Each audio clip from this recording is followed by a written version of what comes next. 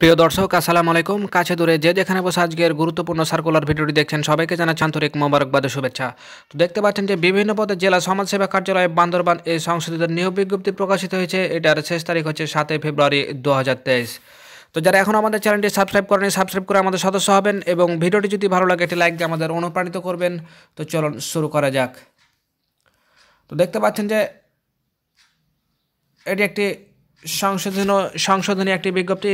এর আগে বিজ্ঞপ্তিটি প্রকাশিত হয়েছে। তো আপনারা একটু নিজ দায়িত্বে দেখে নেবেন যে কে কোন পদে আবেদন করবেন বা কে কোন পদে আবেদন করেছিলেন সে সম্পর্কে সব কিছু ডিটেলস দেওয়া আছে।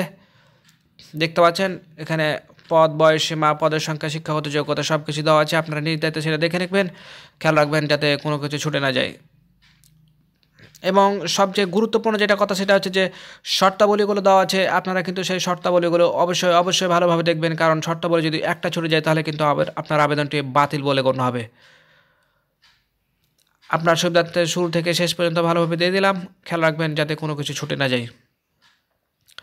তো প্রিয় দর্শক, এই ছিল আজকের মতো।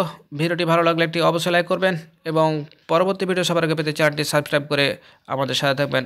আল্লাহ হাফেজ।